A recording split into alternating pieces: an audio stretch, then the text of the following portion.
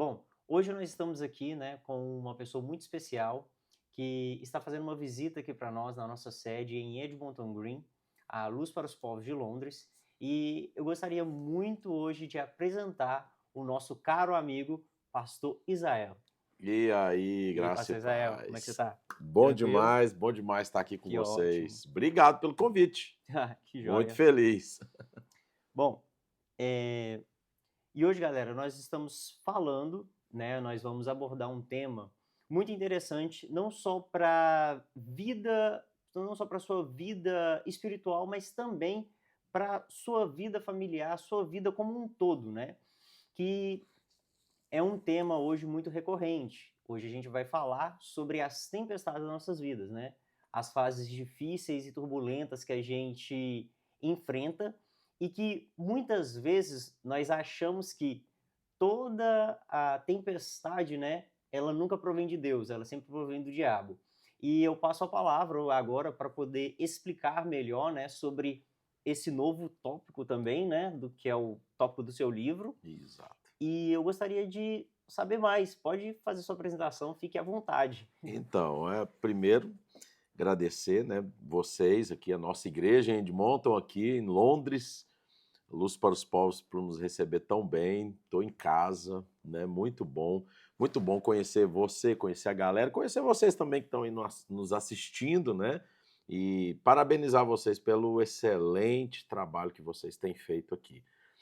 Nós chegamos aqui e, de fato, foi bem no momento em que eu acabei de lançar o livro, né? Tem o quê? Tem um mês e pouco que eu lancei o livro, que é O Senhor das Tempestades, né? Esse livro aqui, O Senhor das Tempestades. Então, é um livro de 304 páginas. Gastei aí um ano escrevendo esse material. Ele é fruto de experiências, mas ele também é fruto de estudo teológico voltado para a área da provação. Na verdade, há sempre, como você bem disse, há uma dúvida, né?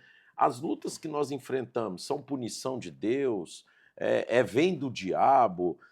Vem de Deus? E se vem, por que elas vêm de Deus? O que, que eu fiz para merecer isso? Como alguns no mundo falam, né? Por que, que coisas ruins acontecem com pessoas boas? Existem pessoas boas? E as tempestades são coisas ruins? Então, o livro é uma tentativa de resposta para todas essas perguntas à luz das Escrituras, né? Então, as Escrituras, elas, por mais que temos dificuldade de aceitar, elas trazem a resposta. E a nossa tarefa é compreendê-las, a nossa tarefa é submetê-las, né, com o fim de agradar a Deus. Então, é isso, o livro vai falar dessas dificuldades, ele foi dividido em três grandes pilares. Então, você tem o primeiro pilar, que é a resposta teológica, a resposta bíblica a respeito do sofrimento. Então, para isso, eu trago na primeira e na segunda sessão, o livro é dividido em 10 sessões, são 50 capítulos, né? Então, eu trago o ponto de vista teológico nas primeiras sessões, né, a respeito do sofrimento. Depois, eu passo para parte das minhas experiências, né, nesta área também, afinal de contas, todo mundo sofre, né? Então, também tive e tenho as minhas experiências. E o terceiro pilar é o pilar, digamos assim, da restauração, da paternidade, da identidade, porque no livro, Marlon, eu explico que as tempestades, elas têm esse propósito de forjar em nós a nossa identidade, e isso nos custa um preço alto, e elas também restaura em nós a nossa paternidade, restaura e cura as nossas feridas. Então, nas últimas sessões, eu trago essa explanação do ponto de vista da restauração. É isso. Que ótimo. E uma coisa bem interessante, né, é que o ser humano, por natureza, ele é tendencioso a ter medo daquilo que é diferente, né? E hoje eu tava refletindo, né, sobre o assunto que a gente ia abordar hoje, e me veio duas passagens, né? Que é uma passagem de Êxodo 20, né, que é quando o povo ele paralisa na frente do monte, e vê aqueles relâmpagos, raios e trovões ali e pede para Moisés ir até lá, né? Uma manifestação de Deus clara e a pessoa ficou paralisada, né? As pessoas ficaram paralisadas. E dentro disso, eu percebo que muitas das vezes que a gente ouve algo da parte de Deus ou está passando por algo, entendeu? A gente fica paralisado também. E um assunto muito interessante também que você começa abordando no seu livro nos primeiros capítulos é que existem algumas coisas que não foram feitas para sair do lugar para você passar, mas foi feita para te tornar mais forte, Exato, né? exato. E é algo bem interessante porque eu gostei muito daquela analogia da pedra, É, né? aquela analogia é muito legal para você que ainda não leu o livro, né? Aí você que está assistindo, o Marlon já leu. O Marlon já leu. Mas porque eu acredito que um dos propósitos das tempestades é nos treinar. Mas nos treinar para quê? Né? Para a vida. A vida é um grande treinamento. E as tempestades, elas são os pesos dessa academia da vida. Né? E o interessante é que a vida é como uma academia mesmo. Então você começa com pesos leves e o objetivo sempre é aumentar os pesos. Pelo menos o nosso trainer faz isso, né? Ó, você precisa aumentar o peso. Vamos, Aumentar a vamos, você carga. consegue, não é? Então, as tempestades, elas fazem isso. Elas fazem com que você avance esses níveis para um propósito. Qual o propósito? No livro, eu conto uma alegoria, né? Sim. Que havia um jovem e esse jovem pedia a Deus, Senhor, me dê um propósito. Me dê um propósito, estou, como diz lá no Brasil, estou aperreado. Cadê o meu propósito? E então, num certo momento, Deus aparece para ele e diga, filho, que propósito, o que você quer? Eu quero um propósito. Eu vou te dar um propósito, então. E aí Deus convida esse jovem para olhar pela janela e a enxergar uma grande pedra, uma grande rocha. Ó, você está vendo essa rocha aí? Estou vendo. Então, a partir de hoje, o seu propósito é empurrar essa rocha. Ele ficou contente, falou, pronto, encontrei um propósito. E a partir daquele dia, ele começa, então, a empurrar aquela rocha. Passa-se ali meses, até ano, né? Ele empurrando a rocha, e ele começou a ficar desanimado, né? Começou novamente a ficar perdido, porque, Senhor, que propósito é esse?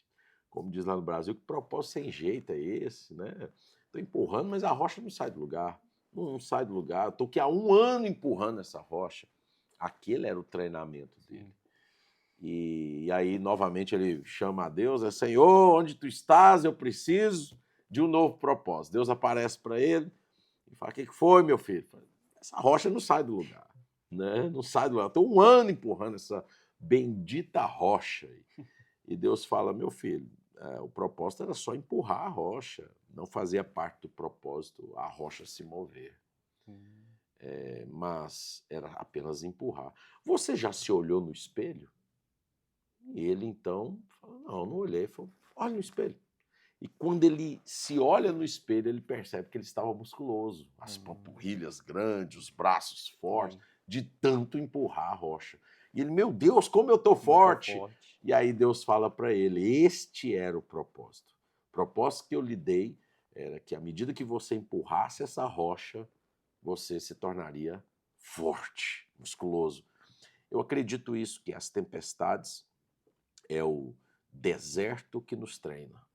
É a academia que nos torna forte ou fortes. Para quê? Para a vida, para aquilo que virá, para o porvir. Nós sabemos que as lutas nunca cessarão.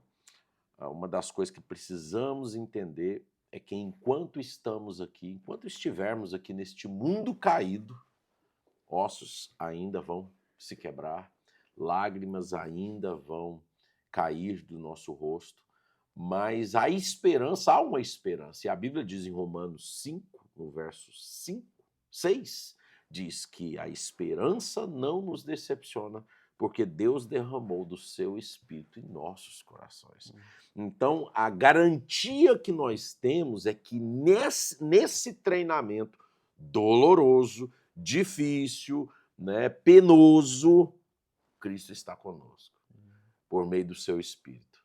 E essa esperança que nós temos a garantia de que ela jamais vai nos decepcionar. O que é isso? Quer dizer que ela não vai falhar. Sim. Ela não vai falhar. Então, é isso que eu tento mostrar no livro, né, como uma palavra de ânimo, uma palavra de esperança para o leitor. Sim, sim. E é muito interessante porque à medida com que você vai descrevendo aquilo, né, o seu testemunho ele vem tomando a gente aos poucos. E quando a gente começa a ler o livro, a gente vê que muitas das vezes a gente esteve em uma tempestade, né, que era da parte do Senhor, entendeu? Para fortalecer a fé, para produzir perseverança, para produzir resiliência, entendeu? Isso. E a gente começou a reclamar, a questionar. E é muito interessante, mas eu gostaria que você descrevesse um pouco mais como é que surgiu a ideia do livro pra gente, para quem está assistindo, no caso. Certo. Há 1 ano e pouco atrás, eu recebi uma confirmação de Deus que era para escrever um livro.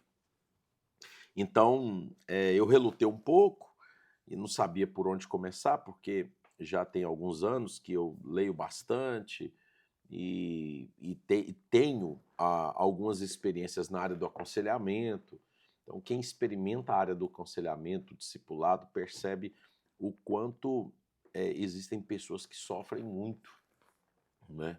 E eu gostaria muito de escrever algo que pudesse trazer resposta para esse sofrimento. Não só para mim, mas também para todos que sofrem. E quando foi no ano passado, a minha esposa, conversando comigo, falei, acho que chegou a hora de você escrever. Até o meu discipulador, o Bispo Ronaldo, né, que depois vai dar uma entrevista aí também. Spoiler. Ó, o spoiler aí. Ele também foi instrumento de Deus para isso. E aí eu concordei. Vou escrever um livro. Mas escrever o quê? Qual o tema? Eu acho que essa é a dificuldade que muitos enfrentam, né? E eu, como primeiro escritor, digamos, a primeira obra, então eu entrei no meu escritório lá e falei, não, hoje eu vou escrever. Liguei o computador e falei, hoje vai. Não veio nada, não veio nenhum insight, eu orei, nada, não veio nada. Voltei, isso aconteceu por 3 vezes. Mas numa próxima vez eu sentei e orei e falei, Deus, hoje tem que vir alguma coisa, o que eu escrevo? E me veio um nome, me veio um tema, o Deus das Tempestades. O Deus das Tempestades. Gente, o que seria o Deus das Tempestades? Basicamente, quando a gente fala deste tema, quando pensa nesse tema, a gente se lembra de Jó e de Jesus ali, né, com os discípulos no mar ali da Galileia. Mas eu não queria tratar disso, porque há muita literatura e literatura boa a respeito disso. Eu queria algo diferente. Eu queria tratar de tempestades que não fossem externas, mas talvez maiores do que elas, as internas. As tempestades que acontecem dentro de nós, aquelas que ninguém vê, aquelas que ninguém está acompanhando, só você e Deus. E aí eu pensei, é disso que eu tenho que falar, é disso que eu tenho que falar.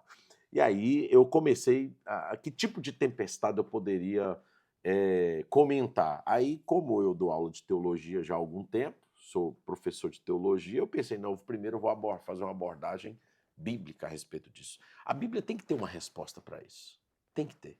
Então, aí eu fui pela parte bíblica primeiro. À medida que você vai discorrendo o assunto, as ideias vão florescendo. Isso é igual o jardim, você vai regando, regando, regando, aquilo vai tomando corpo, não é? Então, foi assim que aconteceu. E aí eu comecei a inserir as minhas experiências e Deus foi estruturando aquilo na minha mente. O fato é que quando chegou ali aos 6º para o 8º mês, eu quis mudar o tema. Em vez de o Deus das tempestades, colocar o Senhor das tempestades. Mas o que isso implica? Bem, a gente que é professor é muito apegado com o sentido e o significado das Sim, palavras, né, com certeza. bíblicas. Toda palavra bíblica ela tem um significado e tem um sentido. Então, quando a gente descobre, a gente consegue enxergar uma luz no fim do túnel a respeito daquela palavra. E falar de o Deus das tempestades, ok, é interessante, mas o Senhor, quem é esse Senhor? Quem é esse Senhor? E a palavra grega para Senhor é a palavra Kyrios. Kyrios é Senhor de Senhor de escravos. escravos. E aí eu pensei, quem foi o Senhor? Quem foi o homem, a pessoa que mais sofreu neste mundo? Com certeza foi Jesus Cristo. Todos nós sofremos, isso é verdade. Existem pessoas que sofreram muito, muito mais do que eu. Um grande exemplo é Viktor Frankl, autor do livro Em Busca de Sentido. Ele viveu nos campos de concentração de Auschwitz e ele encontrou sentido na vida, um judeu que encontrou sentido na vida vendo o sofrimento, passando pelo sofrimento. Com certeza ele sofreu muito, Muita coisa. mas não se compara ao sofrimento do nosso Senhor Jesus Cristo. E aí eu quis mudar, eu falei, não, eu quero que o sofrimento que o leitor vai perceber nesse livro, que a Bíblia relata, e até o seu próprio sofrimento, se identifica com Cristo. Porque esse é o propósito. Quando a gente identifica o nosso sofrimento com o de Cristo, nós encontramos a cura. A cura. Então eu quis mudar de o Deus das tempestades para o Senhor das tempestades. E o livro todo gira em torno dessa pessoa, Jesus Cristo. Foi isso. Interessante. É uma história e tanto. E é bem interessante que quando a gente vai retratar, né, sobre as tempestades, é uma coisa que você já até respondeu nesse bate-papo nosso, né? Que seria o que são essas tempestades, né?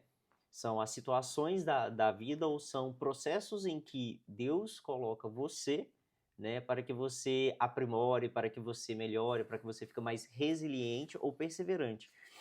E tem alguns exemplos, né, na Bíblia que fala também sobre tempestades. E eu gostaria que você descrevesse um pouco mais sobre os exemplos que descrevem sobre essas tempestades que as pessoas passaram, né, ou que a Bíblia descreve. Por exemplo, um deles que eu me lembro é de Marcos 4, 41 ou 40, né?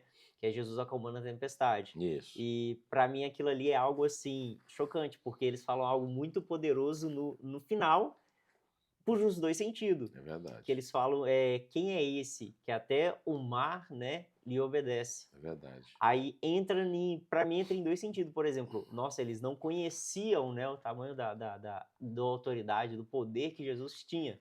Então, esse é um exemplo que eu lembrei enquanto eu estava lendo o livro, né? Que às vezes a gente está passando por uma tempestade, só que a gente esquece que Jesus está dentro do barco. Né? É verdade. E aí eu gostaria que você pudesse descrever um pouquinho mais sobre esses outros pequenos exemplos que a gente vai encontrar na Bíblia aí para o nosso caro ouvinte, né, ou quem está nos assistindo aí no YouTube possa ver também. Então, essa narrativa ela é maravilhosa. Quando a gente fala de tempestade, é impossível você não se lembrar dessa passagem, né? Mas no livro eu uso alguns personagens que tiveram tempestades terríveis por dentro, não só externas, mas terríveis. O primeiro deles que eu menciono no livro é Elias. Elias. Então Elias tem a experiência ali de Querite e Sarepta. Depois ele tem a experiência do Monte Carmelo, onde os profetas de Baal são envergonhados ali, e o nome de Deus é exaltado, né? O nome de Javé é exaltado naquele momento, mas aquele episódio desencadeia uma perseguição terrível, que é a perseguição de uma mulher atrás de um homem. Eu sempre digo, né, olha, você pode sofrer muitas perseguições, mas aquela onde a mulher está te perseguindo, meu amigo, essa é terrível, essa é terrível. Tome cuidado. Tome cuidado, tome cuidado. Brincadeiras aqui à parte. Mas Jezabel decide perseguir Elias. E Elias fica angustiado. E ele se esconde embaixo de um arbusto ali. Né? Eu até menciono isso, alguns detalhes, e começa a contar a vida de Elias. E o ponto culminante da tempestade de Elias é quando ele pede para morrer. Então ele vira para o Senhor e fala: Senhor, basta. Eu não quero mais viver. Interessante que ele fala para Deus assim: eu quero que o Senhor tire a minha vida. Então não é que ele ia tirar a sua própria vida, ele pede ao Senhor para que tire a sua própria vida. Isso é um fragmento interessante. E ele diz assim: pois já não sou como os meus antepassados. E o sentimento, eu explico isso dentro do livro, o sentimento que visita Elias ali, provavelmente é a autopiedade. É um sentimento muito perigoso, a autopiedade, porque a autopiedade ela pode te levar para pensamentos aquém, né, do propósito de Deus. Então, eu não sou essa pessoa, eu não sou o melhor da minha família, eu não presto para nada. Quer saber? Eu vou acabar com a minha vida mesmo, eu vou voltar para o meu país, chega dessa vida. A autopiedade faz isso. E esse tipo de sentimento é muito comum quando você está em profundo desespero. Elias estava desesperado. Né? E ali ele pede para morrer. Então, ali ele passa por uma tempestade interna. Ele, Deus. Então, Elias, para mim, é um dos personagens que eu menciono. O outro personagem que menciono também são duas mulheres. Né? Não há, eu fiz questão de procurar, não há literaturas que falem dessas mulheres, que é Agar e Rispa. Né? Agar, concubina de Abraão, né? Então nós já conhecemos a história, sabemos que ela foi expulsa do arraial e ela sai apenas com a botija de água e seu filho no deserto. E ela, quando os dois começam a morrer de sede ali, no deserto escaldante, a Bíblia diz que ela se afasta em uma distância de um tiro de pedra, e aí ela começa a enxergar o filho morrer de sede. Isso para uma mãe é terrível, uma tempestade terrível dentro dela. E ela clama. E a Bíblia diz que Deus vê Agar. Deus vê Agar. E Deus visita ela 2 vezes no deserto. Essa tempestade também me chamou a atenção. E, claro, você quer saber o final da história, você tem que ler o livro. Né? Não tem como, né, gente? E aí, o outro personagem é Rispa, que também concubina de Saul, por causa de um combinado mal sucedido, né, de Saul no passado. Davi, então, diante dos gibeonitas, precisa cumprir esse combinado, esse mal combinado no passado. Saul quebrou o acordo e o que os gibeonitas pedem é a vida dos descendentes de Saul. E quem está ali é os filhos de Rispa. Não só os dela, mas também de uma outra mulher que eu esqueci o nome agora. E então os filhos dela são mortos. E aquela mulher, então, fica ali protegendo os corpos durante dias para que os corvos não devorassem os corpos, porque naquela época era motivo de vergonha, né, os corpos serem destruídos daquela maneira. Aquilo ali já era uma vergonha, e ela queria um enterro digno. Né, um enterro para aquela época era muito importante isso. E aquela mãe luta com todas as suas forças, luta contra o sono, luta contra tudo e todos para proteger os corpos sem vida dos seus filhos. Aquilo é fantástico, na minha opinião. Então eu quis destacar Agar e Rispa. E o outro personagem que eu cito também é Jeremias. Jeremias também, o profeta chorão. Né? No capítulo 20, ele já cansado, né, de tanto profetizar maldição diante do povo de Israel, que um povo obstinado, desobediente. Então, no capítulo 20, ele fala: chega, eu não quero mais, porque quando eu abro a minha boca só vem morte, eu já perdi amigos, familiares, ninguém gosta de mim mais, porque sempre que eu abro a minha boca é só morte, e eu não quero mais. Mas aí, no verso 9, ele percebe algo acontecendo dentro dele. Ele diz: porém, quando eu tentei encerrar os meus lábios, dentro de mim ardia um fogo que me impedia de parar. Esse é o fogo que tem que arder no nosso coração, que não nos faz parar no meio das tempestades, mas de prosseguir. Então, esses personagens são personagens que eu quis destacar como grandes exemplos de tempestades internas, né? São vários, né? Poderíamos colocar eu, você, você que está nos assistindo, poderíamos colocar, e com certeza não haveria literatura suficiente, né? Papel suficiente para narrar. Mas o propósito é que, através da leitura desse livro, você se identifique e encontre a resposta. E, como eu sempre escrevo na dedicação dos livros para alguns amigos, eu coloco que esse livro seja bálsamo e também um companheiro nas suas tempestades. Isso é bem interessante, porque você citou algo bem interessante sobre Agar, que quando ela é expulsa do arraial, vai para o meio do deserto, ou seja, ela está ali na tempestade dela. E muita gente, né, tem a tendência de pensar: não, eu estou no meio do deserto, então, beleza, eu não presto, eu não, você sabe, eu não sou digno, Deus não vai me ouvir, entendeu? E mostra que no meio da tempestade, ela clamou e Deus ouviu ela no meio da tempestade dela, sabe?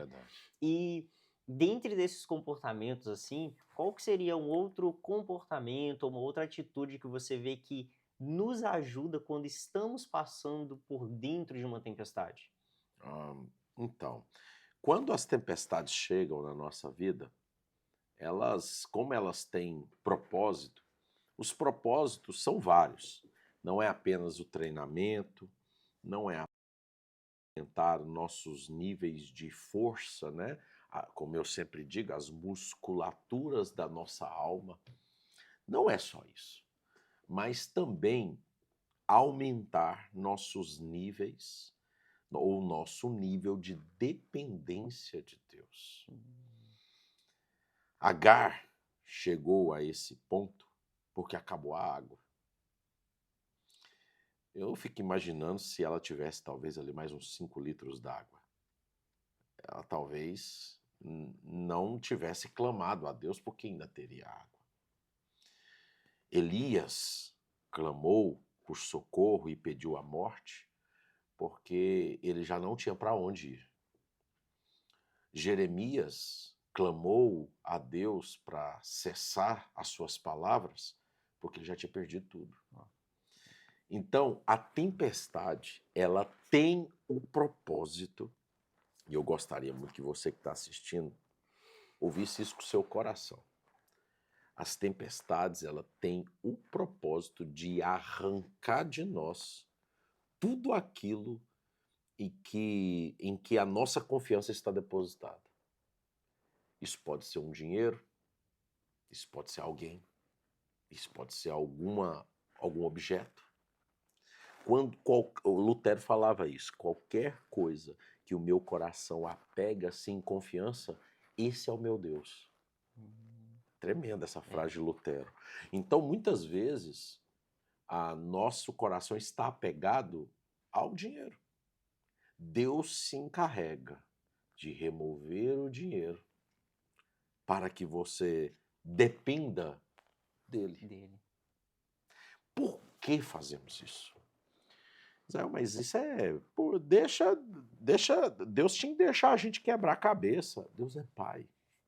Deus é pai. Quem faz isso é o diabo. Mas Deus não. Deus, ele se encarrega de fazer essas coisas porque a nossa natureza caída sempre vai inclinar para aquilo que nos distancia dele. Sempre. Nós nos apegamos, né, Marlon, muito facilmente a qualquer coisa. A qualquer coisa. Então, quando isso acontece, as tempestades elas chegam, e quando elas chegam, ela tem esse propósito, aumentar o nosso nível de dependência de Deus. E existe uma outra coisa que acontece ao mesmo tempo, que é aumentar o nosso nível de fé. Então, fé e dependência andam juntas, assim como obediência e amor. Deus não quer que obedeçamos a Ele sem amor, como filhos. Tá bom, eu vou fazer isso, mas eu não quero fazer isso.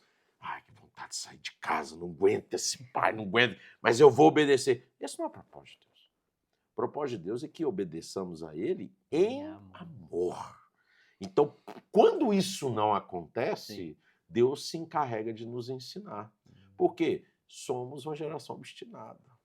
Somos uma geração de duro coração. Então, eu acredito que esse é um dos propósitos também, do motivo pela qual as tempestades chegam até nós. Sim, é muito interessante isso, porque até que a gente alcance, né, esse nível de desvincular, né, daquilo que estamos apegados para depender de Deus, há um processo de mudança, né, que acontece primeiramente na mente. Exato. E aí acontece na mente, entendeu? Aí começa a refletir nos seus comportamentos, Exato. né? Um exemplo muito evidente que eu vejo nisso é quando o povo vai atravessar o Mar Vermelho. E Deus está falando assim: por que você está clamando a mim, né? Mande o povo que marche, Exato. né? E aí tem aquele pequeno detalhe que quem marcha é só um exército, né? É só soldados. Então, Deus ele está mudando ali a mentalidade, né, do povo. Antes do povo chegar naquela região e depender ainda mais dele, né? Porque aí tem o maná que cai do céu, né? Aí a coluna de fogo que protege durante a noite, a nuvem que protege durante o dia, sabe? Então, tem uma coisa muito interessante que você destaca no seu livro também, que é um tópico que se chama A Mente é uma Cidade em Guerra. Isso. Né? E aí eu gostaria que você descrevesse melhor sobre essa fase de mudança, né? E um pouco mais do que você escreve no livro a respeito disso. Acho que é bem interessante para o pessoal entender que não é só deles escutarem ou verem esse podcast que eles vão saírem por aí transformados. Porém, já é o início, né? Já é o primeiro Exato. passo de todas as coisas. Muito boa a sua colocação, olha, porque, de fato, quando Deus vira para o povo, diga a eles que marchem, até aquele momento, e foi muito bem lembrado por você, até aquele momento era um povo que sofria. Eram famílias que sofriam. Mas Deus os transformou no maior exército do mundo. Do mundo, até hoje. Até hoje. Até hoje. O maior exército. Não existe um exército tão poderoso em mecanismos de defesa como Israel. Muito interessante isso que você abordou. Realmente, Deus muda a patente, muda a identidade deles. Sim. E a maneira pela qual eles precisam, o que eles precisam enfrentar é marchar no meio das águas. Uma coisa assim difícil de fazer. Né? Então, realmente. Bem, no livro, na seção número 2, né? Eu coloco isso, né? Tudo começa nos pensamentos, e no capítulo 6 eu coloco a mente, uma cidade em guerra. Bem, eu tenho percebido ao longo dos estudos e ao longo também do aconselhamento que quando a mente sofre, o corpo padece. Alguém que tem a mente adoecida, ela não consegue experimentar a plenitude, ela não consegue experimentar a transformação, progresso. Né? Então, a mente hoje já é reconhecida pela ciência e por todos os psicólogos e até mesmo pastores e até mesmo pela igreja como a sede das emoções. Né? A Bíblia, quando fala que nós precisamos permitir com que o Espírito Santo sonde os nossos corações, eu gosto dessa mensagem porque coração vem da palavra grega cardia. Cardia é a sede da alma. Né? Então, ou seja, o lugar mais profundo da alma. E a alma, a mentalidade da alma é os pensamentos. Então, o coração ele fica alojado dentro dos pensamentos. Né? É um lugar que muitos de nós não temos nem acesso, por falta de conhecimento mesmo. Então, para mim, a mente é como uma cidade. Eu usei a alegoria da cidade Sim. para tentar criar uma situação para que a pessoa entenda melhor, né? Então, o que é a cidade? A cidade é a mente, os carros, os pensamentos. Então, no livro, eu apresento que cada pensamento que temos é um carro que acabou de sair da concessionária, né? E à medida que você pensa naquilo, aquele carro vai ganhando força e vai passando por uma performance, né? Ele vai sendo equipado. E não interessa se são pensamentos bons ou pensamentos ruins. E à medida que você percebe que esses pensamentos ruins precisam ser aniquilados, você tenta destruí-los e você não consegue. Porque já foi provado isso, você não consegue destruir um pensamento. O que você pode fazer então? Substituir aquele pensamento por outro. E é isso que eu mostro, que a mente, os pensamentos ruins, nocivos, intrusivos, malignos, esses pensamentos, eles precisam ser substituídos por novos pensamentos. E o que acontece com esses pensamentos velhos? Eles são como os carros que param de andar e ficam estacionados. Quantos carros você já viu aí, né, estacionado, que já está meses, anos ali. né? E muitos deles, os pneus, todos murchos, alguns deles, principalmente lá na nossa região no Brasil, é mais propício para isso, porque aqui é mais frio, né? Mas lá é poeira demais, aí nasce até mato dentro daquele carro. Então, mas aquele pensamento está ali. O dia que você voltar a ter aquele pensamento novamente, aquele carro começa a tentar dar tranco e andar. Mesmo que ele esteja cheio de terra, com mato, com os pneus murchos, ele começa a andar.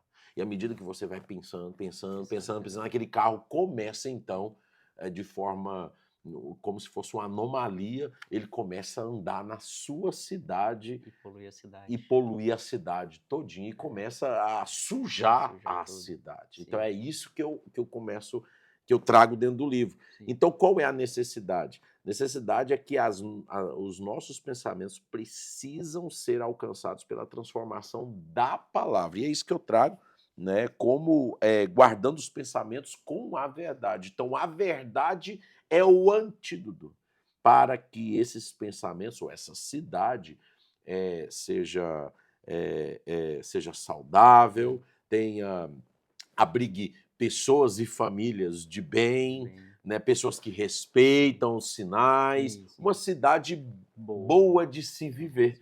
Né? Então, eu coloco que através da verdade do Evangelho, isso é possível.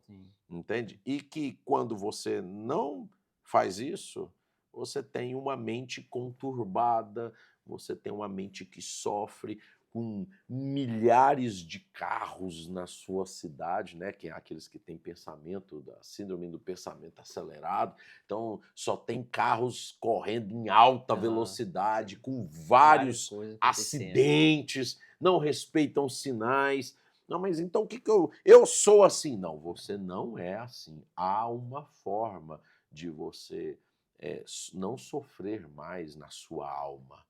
E a forma está registrada no livro, Romanos 12, 2. Né? E aí eu vou deixar para você depois acompanhar lá. Não vai dando spoiler. Não pode falar tudo, né? Pode não. Mas querendo ou não, mesmo que a gente tá explicando aqui sessão por sessão, entendeu? Introduzindo o livro e tudo mais, quando você lê a experiência, a sensação é completamente diferente, né? E ainda se tratando sobre os pensamentos, uma coisa bem interessante que a gente vê sobre os pensamentos é que assim como Deus, ele tem a palavra dele com pensamentos positivos, né? Para nos moldar a forma dele, né? O inimigo também tem as armas dele para quê? Para distorcer tudo isso. Que é o quê? Igual o senhor falou a respeito de quando a gente lembra de algo lá atrás, a gente começa a engrenar aquelas coisinhas lá, e aí o carro começa a andar e acabou. É entendeu? verdade. E a Bíblia mesmo, ela vai sempre nos instruir ao quê? A sempre pensar nas coisas que são de boa índole, nas coisas que edificam, né? E pensar nas Filipenses coisas do alto. 4:7 fala isso. Exatamente. E um ponto muito importante para a gente poder abordar antes da gente ir para a próxima sessão é, tá, eu entendo que eu tenho que mudar minha mente, transformar minha mente, mas também há armas, né, que o inimigo também pode usar para distorcer esses pensamentos. E eu gostaria que você descrevesse um pouco mais de quais seriam essas armas ou essas setas que o inimigo pode lançar sobre as pessoas. Nossa, excelente pergunta. Essa pergunta é excelente. Porque, de fato, a nossa mente, ela sofre com essa guerra. É uma guerra e uma guerra real. Então, a nossa mente, ela precisa ser blindada, mas essa blindagem, ela não nos torna imune aos ataques demoníacos. No capítulo 8, né, eu coloco aqui como o inimigo tenta controlar a sua mente, e uma das armas do inimigo, o apóstolo Paulo ele traz isso, né? Ele traz, no verso 2, ele traz uma palavra grega. O texto diz assim: não vos conformeis com esse século, mas transformai-vos pela renovação da vossa mente, para que experimenteis qual seja boa, agradável e perfeita vontade de Deus. A primeira arma é a conformidade ao padrão deste mundo. E é uma palavra grega muito interessante, que é a palavra grega esquema.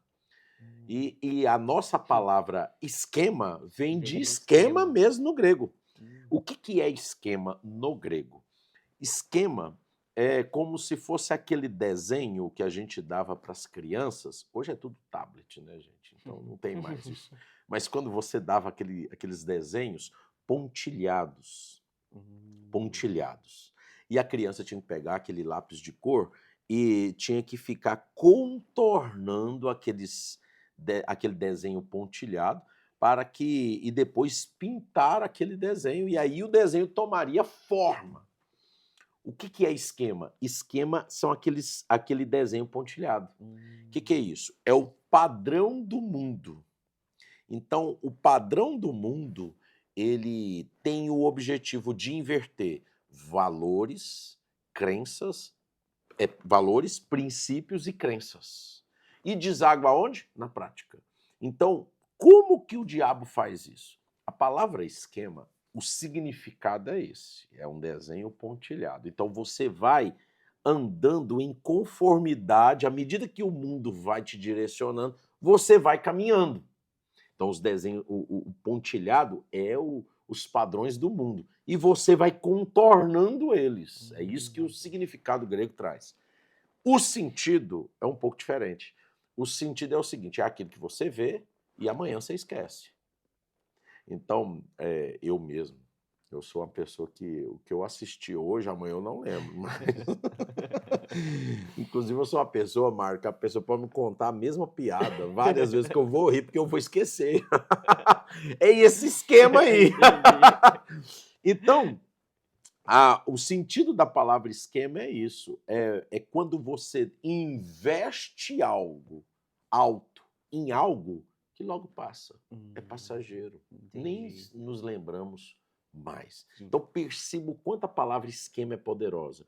Ela tem o significado de conduzir você sutilmente a trafegar nos princípios, valores, crenças do mundo. Sim.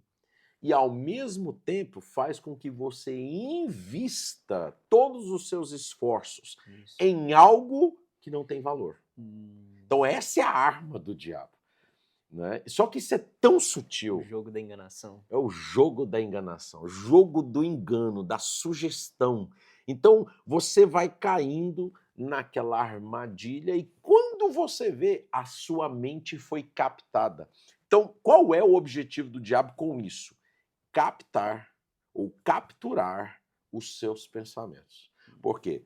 Pensamentos geram convicções. Convicções geram emoções. Emoções geram cultura. Gera a maneira como se vive. né? Então, tudo começa no pensamento. Quando o diabo consegue capturar esses pensamentos, ele vai moldar suas convicções. Então, é muito comum você encontrar hoje crentes seculares, crentes carnais, como o apóstolo Paulo fala, que são crentes que falam assim, como dizia uma música, tem nada a Tem ver, nada a ver. isso é normal, não é? Então, o que que é isso? É uma mente já capturada. Sim. É uma mente que já está em conformidade com este século. E a palavra não vos conformeis com esse século, ou com esse mundo, é a palavra cosmos. E a palavra cosmos é a palavra mundo, né? A palavra mundo vem de cosmos. E cosmos, ela tem 3 significados. Então, a Bíblia diz assim, não vos conformeis com esse mundo. Ok. Mas a mesma Bíblia diz, Deus amou o mundo de tal maneira. Sim. Parei. É o mesmo mundo? É o mesmo. Não. São mundos diferentes. Exatamente. São diferentes. É a mesma palavra grega, só que ela tem 3 significados. Cosmos significa criação, Sim. o cosmos mesmo, É. né? Significa pessoas, humanidade, e significa o sistema falido. Um sistema que é o sistema da segunda besta, que a gente ensina isso em Apocalipse, que é o sistema que está em operação. Então, quando diz assim, o mundo jaz o maligno, esse mundo é o sistema, falido. Não vos conformeis com esse mundo, não vos conformeis com esse sistema falido. Deus amou o mundo de tal maneira, Deus amou as pessoas. E isso é interessante. Então, a arma do diabo é captar a nossa imaginação, os nossos pensamentos, as nossas convicções e os nossos sentimentos em conformidade com esse sistema maligno. Sim. E isso vai alterar drasticamente nossos valores, nossos princípios e as nossas práticas. Então, para mim, essa é a grande arma do diabo. Sim. É mais do que fazer você, o diabo quer te tirar da igreja, o diabo não quer que você dizime, o diabo não quer que você ore. Para mim, essa arma ela é muito maior do que qualquer outra, né, que eu mencionei aqui. Sim, isso é verdade.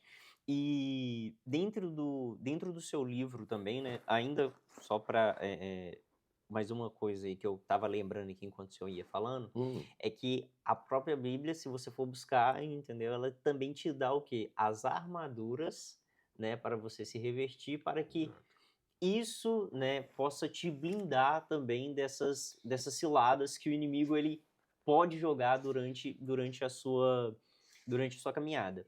Uma coisa muito interessante ainda, se tratando a respeito de pensamentos, você até chegou a citar um pouco, mas eu gostaria que você falasse mais a respeito do guardar a mente com a verdade, né? Que você vem citando no livro sobre essa verdade, que aí claramente seria a Bíblia, né? Exatamente, a Bíblia. A Bíblia é o elemento. E eu coloco isso no capítulo 4, né? Guardando os pensamentos com a verdade. Por que eu devo guardar os meus pensamentos com a verdade? Porque Provérbios capítulo 4, verso 23, diz isso, né? Tenha cuidado com o que você pensa, né? Pois a sua vida é dirigida pelos seus pensamentos. Por quê? Porque pensamentos geram convicções, convicções geram emoções. O que eu sinto, eu não estou sentindo à toa. Eu estou sentindo porque existe uma convicção e essa convicção foi alimentada por esses pensamentos. Então, quando eu começo a dar uma importância maior para a maneira como eu penso, eu começo então a um processo de blindagem desses pensamentos. O pecado não começa à toa. Ele não é. A gente fala que pecado deve ser um acidente, mas não é um acidente simplesmente. Todo pecado, toda atitude de pecado, ela começou num pensamento. Então, para dar um exemplo aqui para vocês que estão nos assistindo aqui, a pessoa que chegou à conclusão de trair o cônjuge, um dia ela começou essa atitude, ela começou num pensamento. Essa conclusão, ela começou num pensamento. acho que eu vou separar da minha esposa. Eu acho que tem coisa melhor do outro lado da rua. Eu acho que eu vou fazer. É um pensamento. E à medida, e quando esse carro nasce, ele sai da concessionária novinho, pensamento novinho, e você começa a pensar naquilo, aquele carro vai ganhando força, ele vai ganhando performance, não é? Então, todo pecado, ele é resultado de pensamentos que são investidos, que há tempo neles. Então, eu coloco quais os cuidados que eu preciso ter diante dessa realidade. Os cuidados eu coloco no livro. Um deles é a infoxicação. Nós estamos vivendo uma geração infoxicada. Sim, Essa geração que é carente, é ávida sim, por informação. A verdade. mídia coloca assim: você precisa saber de tudo. Senão você tá de fora. É o famoso FOMO, né? Então, Necessidade de estar dentro de tudo a todo momento. não é verdade? Isso é Então verdade. eu preciso saber de tudo. Tudo tá acontecendo. Eu tenho que saber quanto está o dólar, quanto está a libra, eu tenho que saber quanto está o real, eu tenho que saber o que está acontecendo. Você viu o noticiário? Então, há todo um investimento midiático para que isso aconteça, né? Os streams ensinam isso, né? Você pode ser o que quiser, colocam filmes moldando a nossa cultura, o nosso comportamento, colocando o homem dentro de casa e mulher na rua para trabalhar, e tudo isso vai moldando a nossa cultura. Tudo começando pelos pensamentos, pelaquilo que nós vemos. Então, há uma necessidade avassaladora, angustiante, por saber demais. Sim, E eu vou dizer algo para vocês aqui, me desculpe pela palavra, mas saber de tudo é uma desgraça. Porque a Bíblia diz isso. A Bíblia, eu falo isso lá no início do livro. Sim. Eu menciono o quê? Quando você tem a necessidade, a Bíblia diz assim que a necessidade de conhecimento traz desgraça. Porque quando você quer conhecer tudo, você sofre. Você sofre. Gerador. Afinal de contas, qual foi o pecado que entrou no mundo? A necessidade de conhecer o bem e o mal. Foi isso. Essa foi a porta de entrada da miséria da humanidade. Naquela época. Exato. Deus queria poupar o ser humano. Você não precisa saber De tudo. de tudo. Você só precisa me conhecer.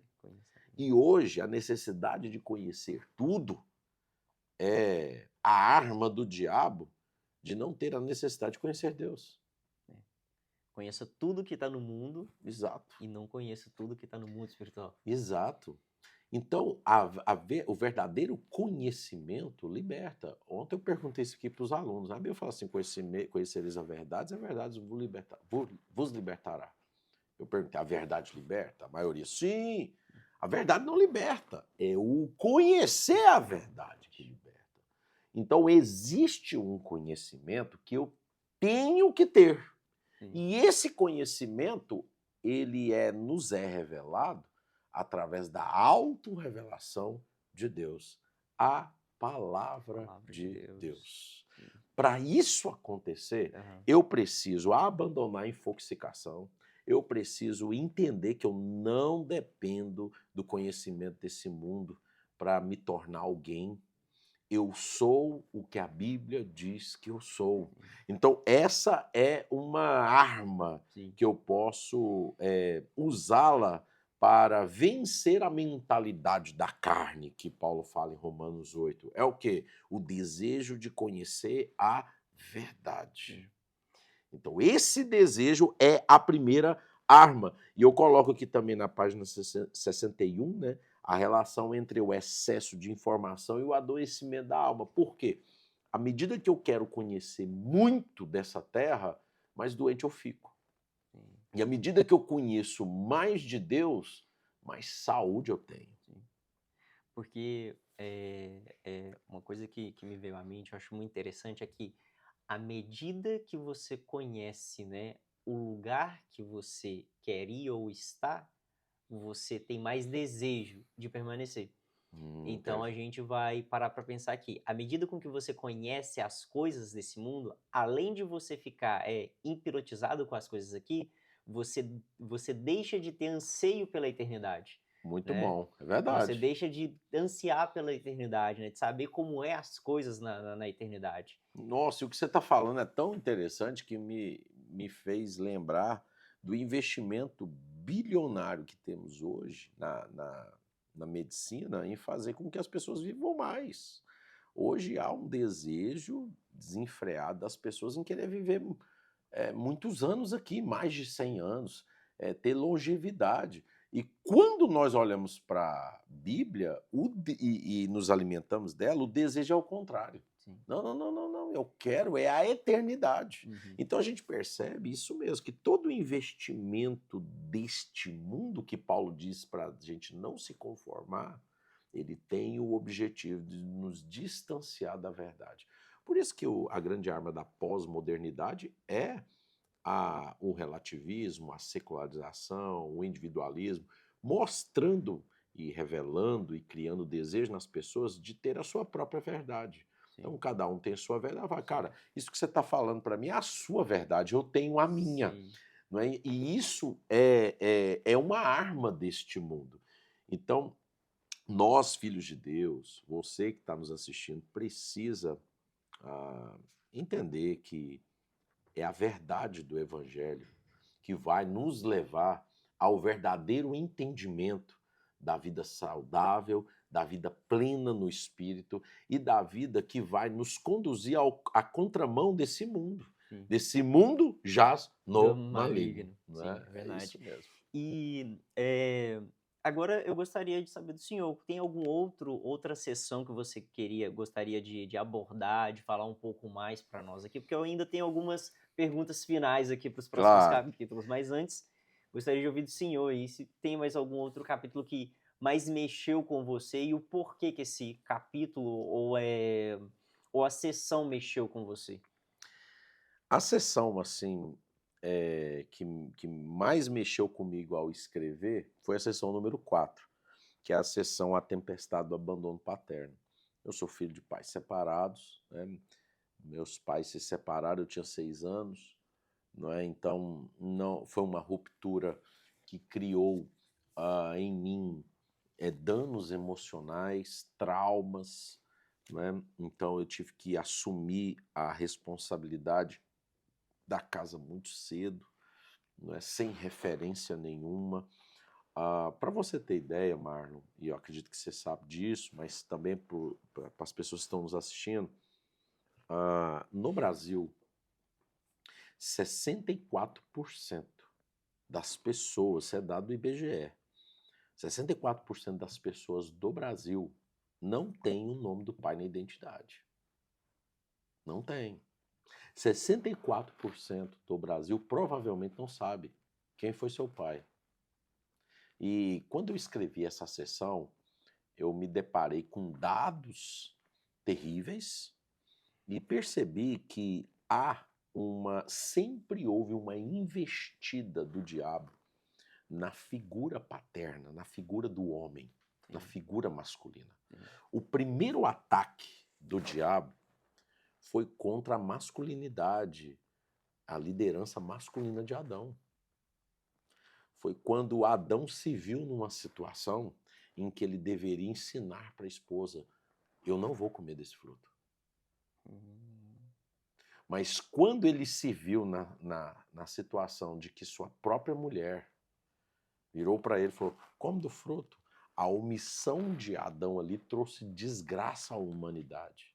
Ali foi o primeiro ataque frontal do diabo ao homem. Dali até hoje tem sido assim. Então o diabo ele investe pesado no ataque contra a figura masculina. Prova disso a gente tem visto aí o aumento assustador de ideologias, né, da depravação sexual. Sempre houve, mas a gente percebe um aumento avassalador nisso. A gente, com esses dados que eu mencionei, também há outros dados já comprovados, que eu apresento as estatísticas e a fonte também dessas estatísticas que mostram que a violência, o roubo, o assassinato, o estupro, a pedofilia e tantos outros casos, todos eles são frutos de filhos de pais separados.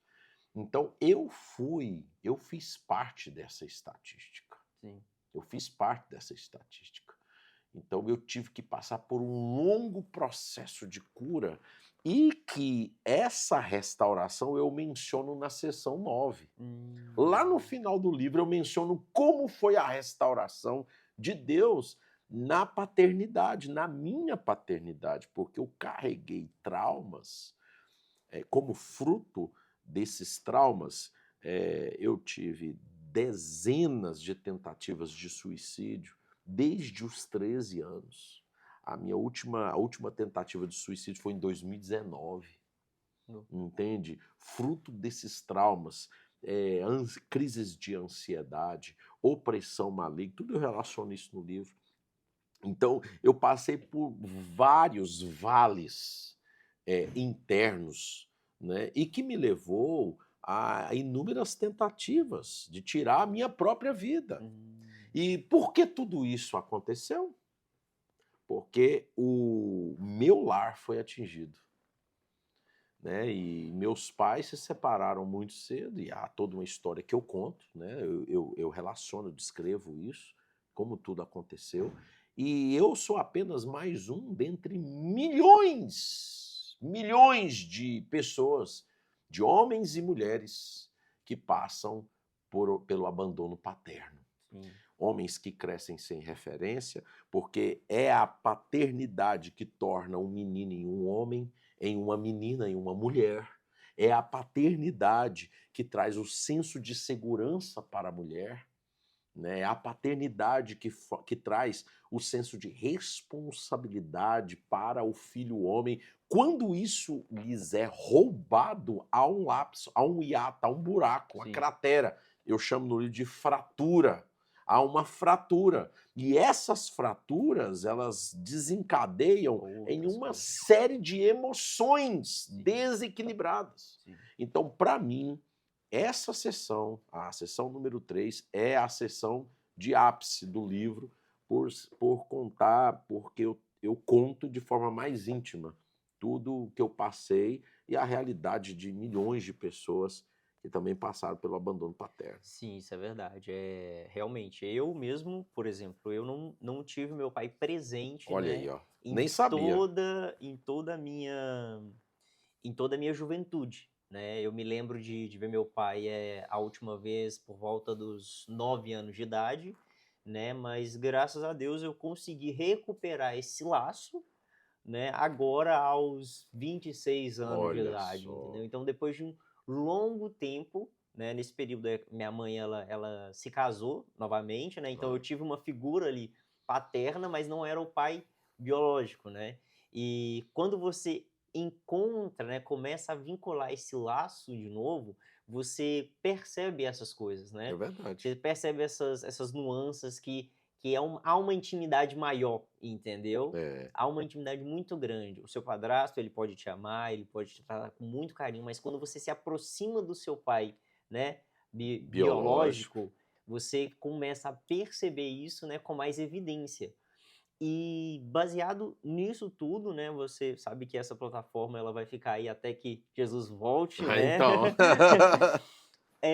Antes da gente caminhar para o encerramento, sobre ainda essa sessão, eu gostaria que você deixasse uma mensagem, né, para as pessoas que estão passando por isso, né, ou que precisam lidar com isso agora, no momento do presente, sabe? Porque, por exemplo, a pessoa ela pode estar passando por isso agora. Talvez o pai abandonou, talvez o pai divorciou, talvez o pai pode ter também falecido, que é um caso também, né? E qual que seria a mensagem que você deixa para esse jovem, adolescente, criança, né? Para esse pai de família também? Porque às vezes a gente acha que isso só afeta quando a gente é adolescente. Só os filhos, né? Só Mas os também filhos. afeta os próprios Sim, pais. mas vai afetar também quando você se tornar pai. É verdade. Entendeu? E deixa uma mensagem, né, pro pessoal, pra gente ir caminhando. Olha, a mensagem que eu quero deixar para você, né, é que há propósito nisso. Isso não é aleatório. Você não foi escolhido como numa roleta russa. Você joga os dados e pronto, saiu esse número, agora é o João, é a Maria, é o Eduardo, é a Cleide. Não, isso não é aleatório. Isso tem propósito. E o que eu quero deixar para você, que está me assistindo, que também como eu passou por isso, é que Deus nunca te deixou sozinho. Deus, ele sempre esteve presente naquele momento em que você estava no quarto escuro sozinho chorando, naquele momento em que você também, como eu, pensou em tirar sua própria vida, naquele momento em que você olhou para os lados, para cima e não viu ninguém que pudesse te ajudar. Deus, ele pode ser encontrado no caos. Deus também é encontrado na dor. E eu ensino que a dor que nós passamos, ela aponta para o nosso propósito. Isso quer dizer que Deus tem um propósito na sua vida. Deus tem um propósito na sua vida. Deus te escolheu. Israel, mas se Deus me escolheu, por que Ele permitiu com que eu passasse por isso? Lembre-se que o filho dele também passou por isso. Deixa eu contar uma curiosidade.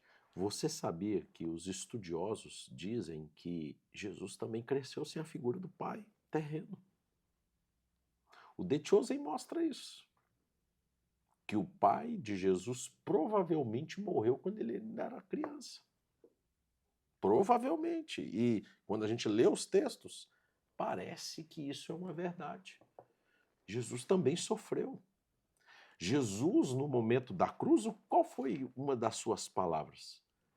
Deus meu, por que me abandonaste? Por que me desamparaste? Jesus também se sentiu desamparado, como eu e como você que está passando por isso ou passou. A questão é, há uma pessoa que quer se revelar. Há uma pessoa que quer enxugar suas lágrimas. E essa pessoa é o Senhor das tempestades, é Cristo Jesus. E essa é uma bela oportunidade para você fazer uma oração, entregar essa situação nas mãos dele e deixar com que ele as governe. É uma oportunidade. Então a mensagem que eu quero deixar para você é: não desista. Não desista. Por muitas vezes eu tentei desistir também, como Jeremias, como Elias, como você. Não desista. Há uma vida plena à sua frente. A questão é, o que você vai fazer com toda essa dor? Te dou uma sugestão. Pega ela e coloque aos pés da cruz. Porque aos pés da cruz, embora Cristo não está mais na cruz, porque a cruz está vazia, esse mesmo Senhor da cruz te levantará, enxugará as suas lágrimas, sarará a sua dor, as suas feridas e lhe dará um propósito adiante que é pleno, vitorioso e cheio de graça e sabedoria. Você precisa crer nisso. Amém? Então essa é a mensagem que eu gostaria de deixar aí. Amém. E leia o livro. Amém. Claro. E como é que o pessoal faz para te encontrar nas redes sociais, no seu canal no YouTube? Muito bom. Onde você está se localizado? Porque hoje você está aqui nos visitando em Londres, Sim. mas às vezes, de repente, esse vídeo ele vai chegar às pessoas que estão próximas ali ao redor, né, de Goiânia, é isso? Isso, eu moro em Goiânia. E deixa um recado para o pessoal, né? Deixa suas redes, deixa aí o seu site, né? Para o pessoal conseguir encontrar esse conteúdo e ter ele à disposição. Pronto, muito bom, muito boa a informação. Olha, você pode me encontrar, né, nas mídias sociais lá, digitando @IsraelMeire, @IsraelMeire. Meire não é o nome da minha esposa, tá, gente? É o meu sobrenome mesmo. Meu nome é Israel Rodrigues Meire. Então, Israel Meire, você me encontra no Instagram, no YouTube, né, no Facebook também, Israel Meire. Agora, se você quiser adquirir o livro, é só você entrar no meu site, israelmeire.com. Lá você vai ter um release, né, de tudo que o livro oferece e você tem um botão de compra lá. Você clica lá e esse botão de compra vai te direcionar direto para o meu WhatsApp, pessoal. E ali eu já programo com o leitor, né, que queira o livro em qualquer lugar do mundo para eu poder enviar o livro para ele. Entendeu? Então, sendo assim, é mais fácil, mais rápido, né, eu consigo enviar com mais velocidade, né, a pessoa escolhe ali a forma de envio e eu envio esse material para essa pessoa. Sim, e para a gente fechar, tem alguns outros capítulos ainda, a gente não falou de todos É eles, né? verdade. Não falou toda a É sessão. grande, né? 50 muita capítulos. coisa, vale eu acho que um parte 2, né, desse podcast para de repente a gente contar uma outra parte, porque há tópicos também muito pertinentes, né? Uhum. Por exemplo, um dos tópicos também que mexeu muito comigo foi a respeito das as mães e as tempestades, Certo. né? Eu dei uma lida nele rapidamente, Certo. porque o título dele já me chamou muito a atenção. Uhum. Mas em relação às tempestades, né? A gente falou sobre a paternidade, a mensagem da paternidade, mas qual que é a mensagem que você deixaria para a pessoa que está passando por uma tempestade na vida dela, né? E como ela poderia se manter firme, ser resiliente, né? Uhum. Qual que é a mensagem que você deixa para esse cara, o leitor, que vai comprar o livro e que vai ler ele, ou que nesse momento que está assistindo, ele está passando por uma tempestade? Isso. Pode ficar à vontade. Então, as tempestades, elas são oportunidades de Deus.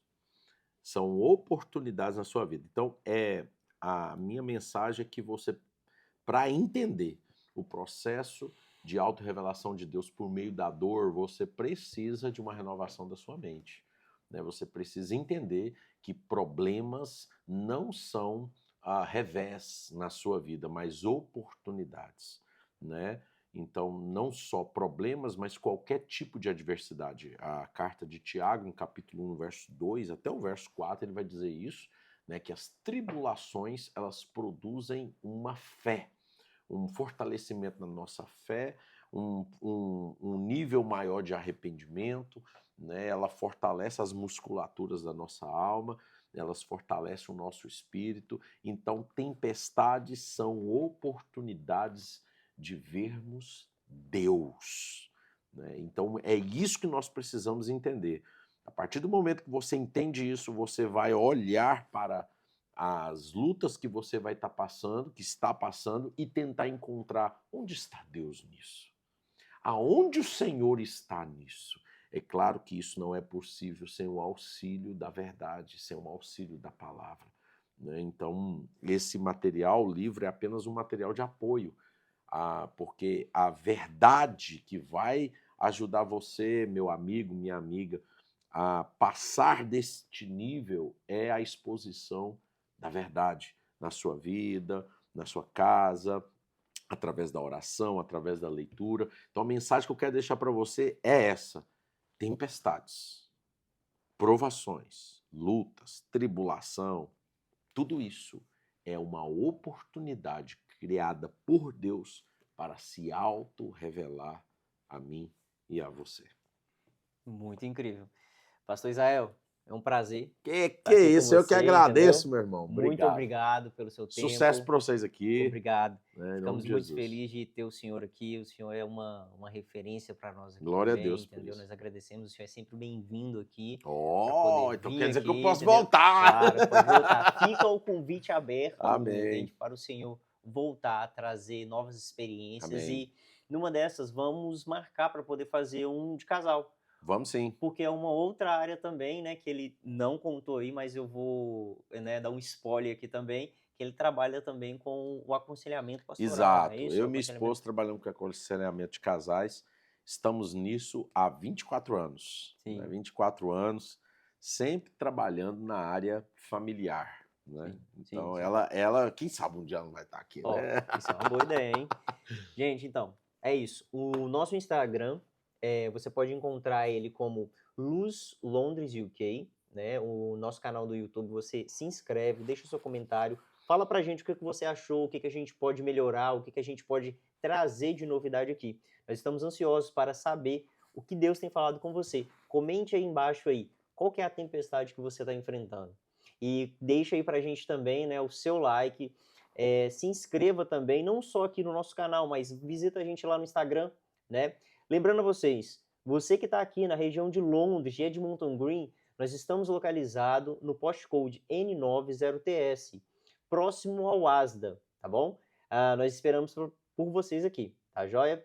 E qualquer dúvida que você tenha a respeito de como chegar, né, aonde é a entrada e tudo mais, manda uma mensagem pra gente lá no Instagram, a gente vai lá correndo te buscar, beleza? E lembre-se, né, o nosso slogan, a nossa visão que nós carregamos, né? Verdade. Sei que esse livro aqui, não só o livro, mas o testemunho, ele transformou, né, a vida do nosso querido pastor Israel, e eu sei que ele vai transformar a sua também. E lembre-se, nós somos luz para os povos, transformando o mundo uma vida de cada vez. Muito Isso obrigado, aí. Deus pastor. abençoe. Um Deus abraço, abençoe. galera. Tchau, Tchau, valeu. tchau. Valeu.